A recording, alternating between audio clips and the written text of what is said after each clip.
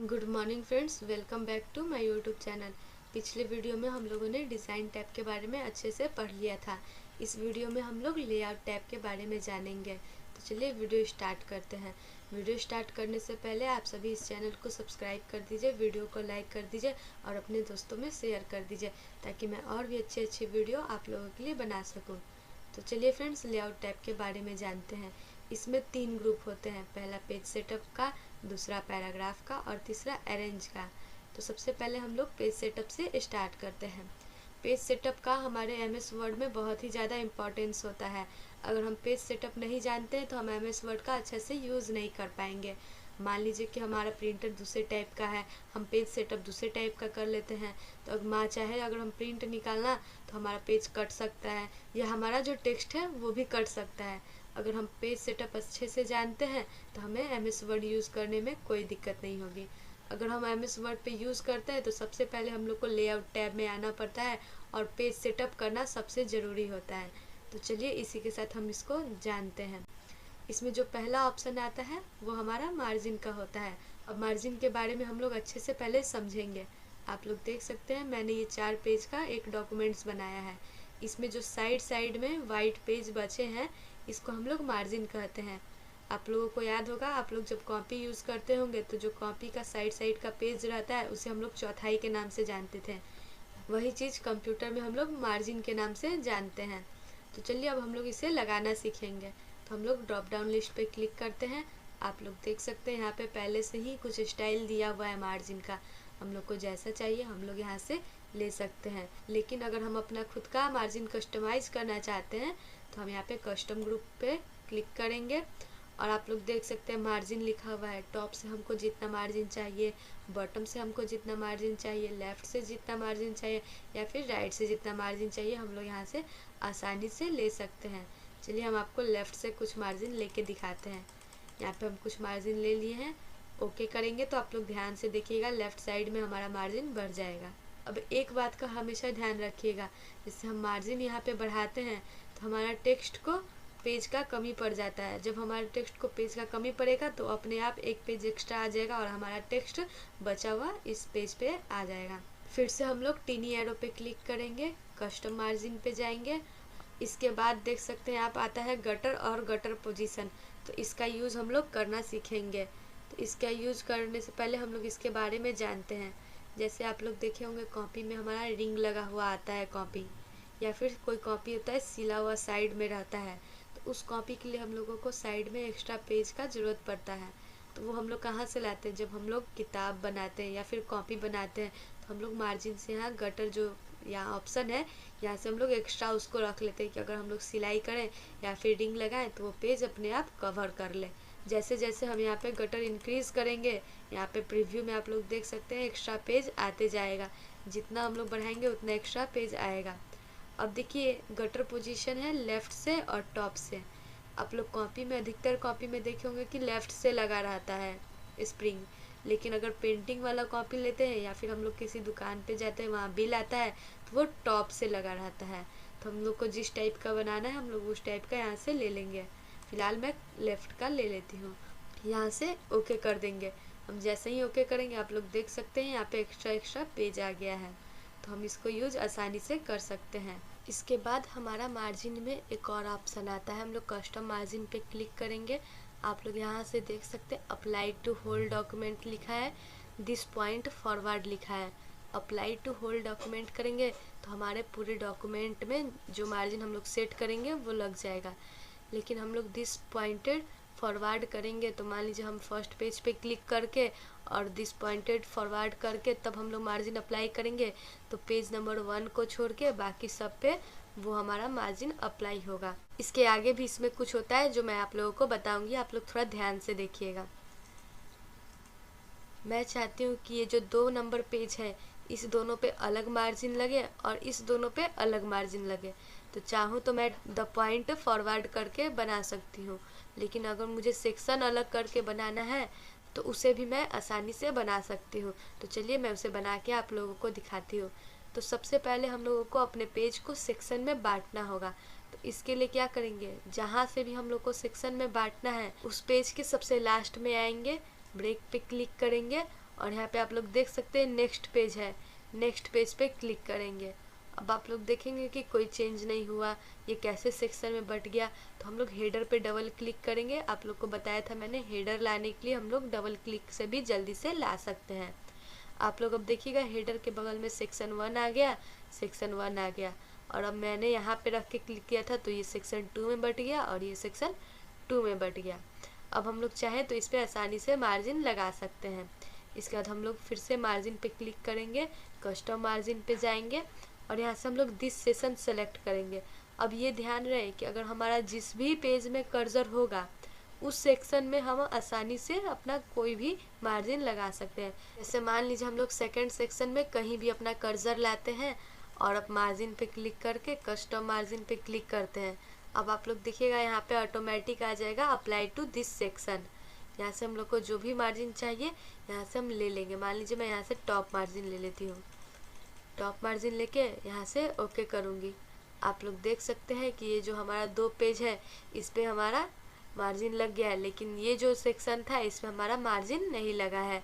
तो अगर हम सेक्शन में बांट दें तो हम ऐसे यूज कर सकते हैं मार्जिन का। तो उम्मीद है आप लोगों को मार्जिन के बारे में अच्छे से समझ में आ गया होगा। चलिए अब हम इसके आगे वाला ऑप्शन देखते हैं जो कि ओरिएंटेशन का है। जैसे ही हम लोग ओरिएंटेशन के ड्रॉप डाउन लिस्ट पे क्लिक करेंगे आप लोग 2 ऑप्शन देख सकते हैं, एक पोर्ट्रेट का आता है, एक लैंडस्केप का आता है। बाय डिफ़ॉल्ट हमारा पोर्ट्रेट में पेज सेट रहता है, आप लोग देख सकते हैं पोर्ट्रेट में सेट है। जैसे ही लैंडस्केप में हम लोग क्लिक करेंगे तो आप लोग पेज को देख सकते हैं, पेज का डिज़ाइन चेंज हो जाएगा। आप लोग देख लीजिए। अगर हम लोग फिर से इसको पोर्ट्रेट में करते हैं तो जो हमारा पूरा पेज है वो फिर पोर्ट्रेट में आ जाएगा। तो उम्मीद है आप लोगों को ओरिएंटेशन के बारे में भी अच्छे से समझ में आ गया होगा। इसके बाद हमारा आता है साइज का ऑप्शन। मान लीजिए कि हमारा जो प्रिंटर है वो A4 साइज का है, तो हम यहाँ से पेज भी रखेंगे तो वो A4 साइज का रखेंगे। अगर हमारा प्रिंटर F3 साइज का होगा तो पेज भी हम यहाँ से F3 साइज का रखेंगे। यानी जिस टाइप का हमारा प्रिंटर होगा हम लोग यहाँ से पेज भी उसी टाइप का रखेंगे। तो यहाँ से पेज आपको जैसा कन्वर्ट करना है आप यहाँ से ले सकते हैं। मैं यहाँ से A4 साइज पेपर ले लेती हूँ। बाय डिफ़ॉल्ट ऐसे ये लेटर पे क्लिक रहता है, हमको यहाँ से जिस टाइप का चाहिए पेपर उस टाइप का हम लोग यहाँ से क्लिक कर लेंगे। तो उम्मीद है आप लोगों को साइज के बारे में भी समझ में आ गया होगा। इसके बाद आता है हमारा कॉलम्स का ऑप्शन। आप लोग ने बुक पढ़ा होगा तो देखा होगा या पेपर में देखा होगा कि जो भी हमारा टेक्स्ट लिखा रहता है वो कॉलम वाइज बटा हुआ रहता है। अगर मान लीजिए हम लोग अपना कोई बुक बना रहे हैं, अगर हम चाहते हैं कि इसको कॉलम वाइज बांट ले तो हम लोग कॉलम का यूज़ करके आसानी से, इसके लिए हम लोग एक डॉक्यूमेंट्स का जो पूरा टेक्स्ट है उसको सेलेक्ट करते हैं, कॉलम पे क्लिक करते हैं। अब आप देख लीजिए 2 कॉलम का हम लोगों को चाहिए तो हम लोग 2 कॉलम ले लेंगे, 3 कॉलम का चाहिए तो 3 कॉलम ले लेंगे, लेफ़्ट कॉलम राइट कॉलम जैसा चाहिए वैसा ले लेंगे। तो चलिए यहाँ पे 2 करते हैं तो आप लोग देखिएगा हमारा जो पेज है वो 2 कॉलम में डिवाइड हो गया है। अगर हम यहाँ से 3 कॉलम लेंगे तो हमारा जो जितना भी पेज में टेक्स्ट लिखा हुआ है वो 3 कॉलम में डिवाइड हो जाएगा। अगर यहाँ से हम लेफ़्ट लेते हैं तो आप लोग देख सकते हैं लेफ़्ट साइड में कम होगा और राइट साइड में हमारा जो टेक्स्ट होगा वो ज़्यादा आएगा। लेकिन अगर वही हम राइट लेते हैं तो राइट साइड में हमारा टेक्स्ट कम आएगा और लेफ़्ट साइड में हमारा टेक्स्ट ज़्यादा आएगा। अगर फिर से हमको पहले जैसा 1 पेज में चाहिए तो हम लोग यहाँ पे 1 पे क्लिक कर देंगे तो हमारा ये 1 पेज में आ जाएगा। अगर हम चाहते हैं कि जो हमारा टेक्स्ट है वो 3 से ज़्यादा कॉलम में बटे तो हम लोग पहले सेलेक्ट करेंगे डॉक्यूमेंट्स को अपने, इसके बाद कॉलम पे आएंगे, मोर कॉलम ऑप्शन पे जाएंगे। यहाँ पे आप लोग देख सकते हैं नंबर ऑफ़ कॉलम है, हम यहाँ से जितना कॉलम चाहें लगा सकते हैं एक्स्ट्रा, 8, 7, 10 जितना हम लोग को लगाना है वहाँ से हम लोग लगा सकते हैं। मैं अभी चेंज नहीं करती, 1 पे ही क्लिक करके ओके कर देती हूँ। तो उम्मीद है आप लोगों को कॉलम के भी बारे में अच्छे से समझ में आ गया होगा। इसके बाद आता है हमारा ब्रेक का ऑप्शन, इसको हम लोग समझते हैं। इस पे हम लोग टिनी एरो पे क्लिक करेंगे। आप लोग देख सकते हैं सबसे पहला जो ऑप्शन आता है पेज ब्रेक का आता है, इसका यूज़ हम लोग करना सीखेंगे। जैसे मान लीजिए जो हमारा पेज नंबर 1 पे इतने सारे टेक्स्ट लिखे हुए हैं, हम चाहते हैं कि यहाँ से जो भी टेक्स्ट है ये इसी पेज पे रहें, लेकिन जो ये सारे टेक्स्ट है ये नेक्स्ट पेज पे आ जाए। तो इसके लिए हम यहाँ पे क्लिक करेंगे, हमको जहाँ से अलग करना है दूसरे पेज पे भेजना है टेक्स्ट, हम वहाँ पे क्लिक करेंगे, ब्रेक्स पे जाएंगे और पेज ब्रेक्स पे क्लिक कर देंगे। आप लोग देख सकते हैं जहाँ पे हम लोग क्लिक किए थे उसके आगे का जितना भी टेक्स्ट है वो हमारा नेक्स्ट पेज पे आ गया है। इसके बाद आता है कॉलम ब्रेक का ऑप्शन। इसको हम लोग यूज़ करना सीखेंगे। इसको यूज़ करने से पहले हम अपने डॉक्यूमेंट में कॉलम लगा लेते हैं। तो चलिए मैं यहाँ से 2 कॉलम ले ली हूँ। अब देखिए, मान लीजिए कि मैं 2 कॉलम का कोई बुक बनाई हूँ या कुछ PDF बनाई हूँ। मैं चाहती हूँ कि यहाँ पे जहाँ क्लिक की हूँ इसके ऊपर का जो कॉलम है इसी साइड रहे, लेकिन इसके नीचे जितना कॉलम है वो इस साइड आ जाए। तो इसके लिए हम लोग कॉलम ब्रेक पे क्लिक करेंगे और जैसे यहाँ पे कॉलम पे क्लिक करेंगे आप लोग देख सकते हैं यहाँ से हमारा जो भी नीचे का कॉलम था वो इस साइड आ गया है और ऊपर वाला कॉलम हमारा यहीं पर है। तो उम्मीद है आप लोगों को कॉलम ब्रेक के भी बारे में समझ में आ गया होगा। इसके बाद जो हमारा ऑप्शन आता है वो टेक्स्ट रैपिंग है। चलिए तो इसको भी मैं बता देती हूँ आपको। सबसे पहले हम लोग देखेंगे कि टेक्स्ट रैपिंग का हम लोग यूज़ क्यों करते हैं। इसके लिए हम लोग थोड़ा सा पेज को जूम कर लेंगे। आप लोगों को दिखाई दे रहा होगा। आप लोग देख सकते हैं ये हमारा एक पैराग्राफ है 2 से लेके गैलरीज तक। हम चाहते हैं कि ये ईच अदर से जो भी इसके आगे आया है नीचे ये हमारा नेक्स्ट लाइन में आ जाए। अगर हम यहाँ से इंटर प्रेस करेंगे तो ये अदर पैराग्राफ बन जाता है, लेकिन हम चाहते हैं कि अदर पैराग्राफ ना बने, ये इसके बाद वाला एक लाइन बने। तो इसके लिए हम लोग को जहाँ से लाइन चेंज करना है वहाँ पे क्लिक करेंगे, ब्रेक के ऑप्शन पे जाएंगे और टेक्स्ट रैपिंग पे क्लिक करेंगे। आप लोग देख सकते हैं तब ये पैराग्राफ में चेंज नहीं होगा, ये एक लाइन बन के यहाँ पे आ जाएगा। तो उम्मीद है आप लोगों को टेक्स्ट रैपिंग का ऑप्शन समझ में आ गया होगा। सिंपल में अगर देखें तो इसका यूज हम लोग लाइन बनाने के लिए करते हैं। अगर हम लोग इंटर प्रेस करें तो हमारा पैराग्राफ बनता है। अगर हम लोग को लाइन में चेंज करना है तो हम लोग ब्रेक्स में जाके टेक्स्ट रैपिंग का यूज़ कर सकते हैं। इसके आगे जो हमारा ऑप्शन आता है वो नेक्स्ट पेज का है।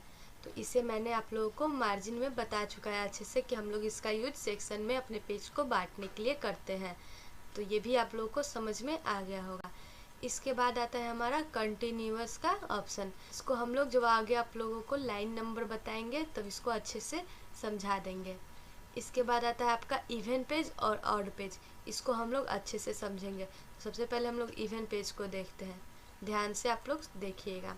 इसके नीचे आता है हमारा इवन पेज और ऑड पेज। तो हम लोग इसके बारे में अब एक एक करके जानेंगे। तो सबसे पहले हम लोग इवन पेज के बारे में देखते हैं।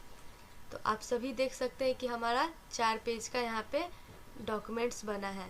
तो हम चाहते हैं कि जो हमारा फर्स्ट पेज का यहाँ से जितना भी टेक्स्ट है ये हमारा इवन पेज पे चले जाए।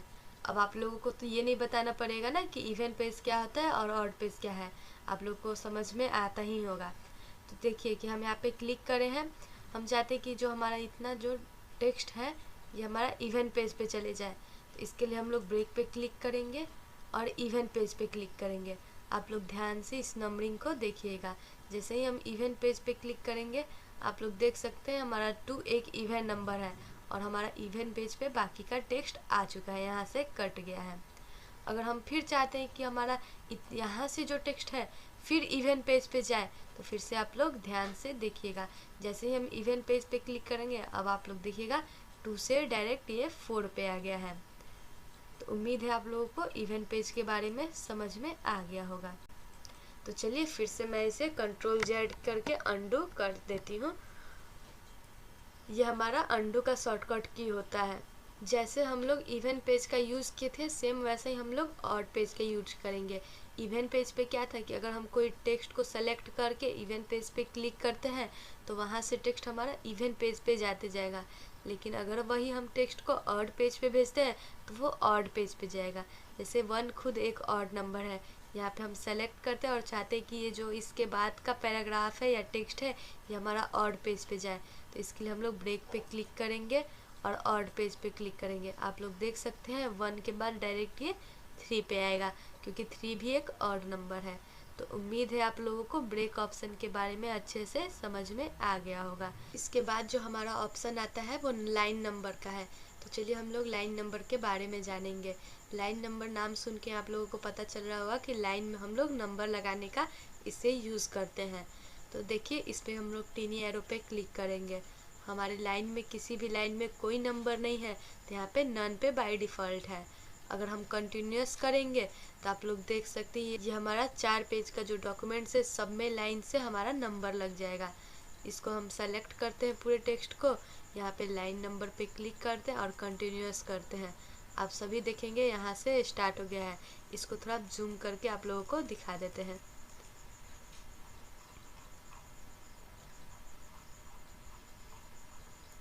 आप लोग देख सकते हैं यहाँ से हमारा 1 से लाइन नंबर स्टार्ट हुआ है और लाइन से 51, 56, 68 से जैसे जैसे लाइन में गया है पेज चेंज होता गया है, लाइन नंबर भी आगे बढ़ता गया है। तो उम्मीद है आप लोगों को कंटिन्यूअस लाइन के बारे में समझ में आ गया होगा।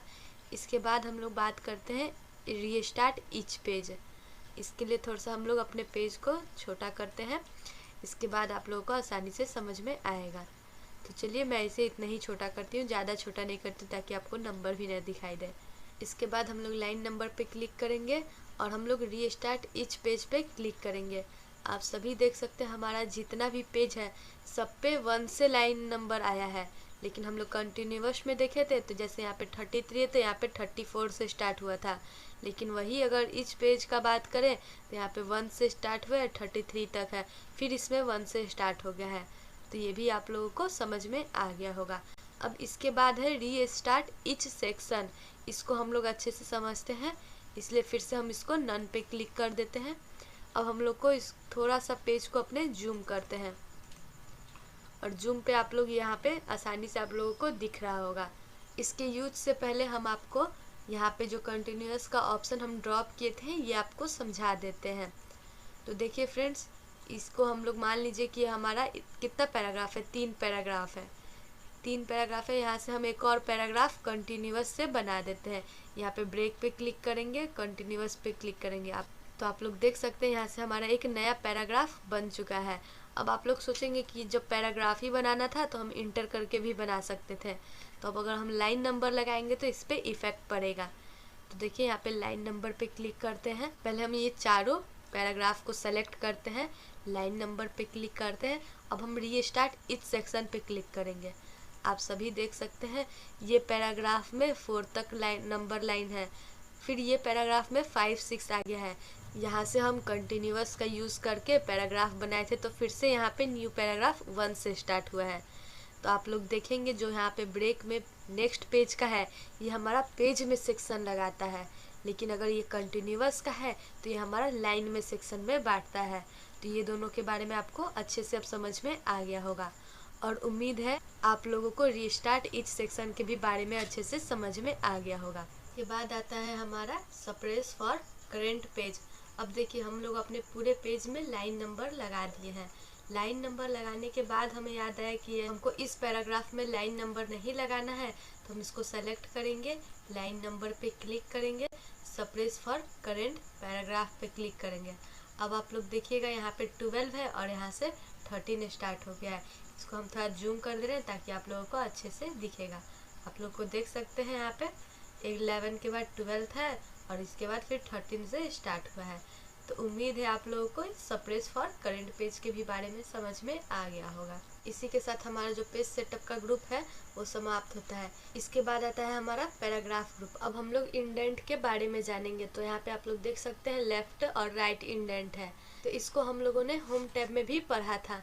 आप लोग देख सकते हैं होम टैब में हम लोग ने क्या पढ़ा था कि इसको सेलेक्ट करेंगे और जितना इंक्रीज इंडेंट और डिक्रीज इंडेंट चाहिए हम लोग यहाँ से ले लेंगे।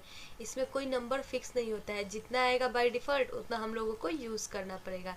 लेकिन हम चाहते हैं कि इतना ज़्यादा इंडेंट ना बढ़े, थोड़ा सा इंडेंट बढ़े, तो उसके लिए हम लोग लेआउट टैब का यूज़ करते हैं।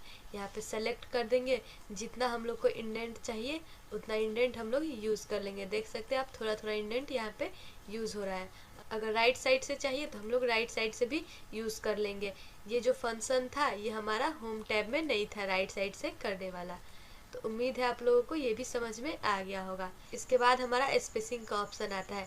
स्पेसिंग का ऑप्शन हमने होम टैब में भी पढ़ा था। होम टैब में हम लोग लाइन स्पेसिंग के बारे में पढ़े थे, लेकिन लेआउट में हम लोग पैराग्राफ स्पेसिंग के बारे में पढ़ेंगे।